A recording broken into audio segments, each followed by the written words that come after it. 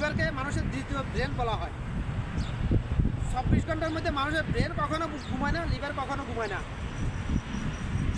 এই জন্য মানে আমার রাসূলের নির্দেশ, সহিহ হাদিস, রাত্রে তাড়াতাড়ি ঘুমানো, সকালে তাড়াতাড়ি উঠা। অন্য হাদিস আমার রাসূল সাল্লাল্লাহু আলাইহি ওয়াসাল্লাম এশার নামাজের পরে কখনোই 5 মিনিটের জন্য মসজিদে বসে থাকতেন, সাথে সাথে বাসা চলে যেতেন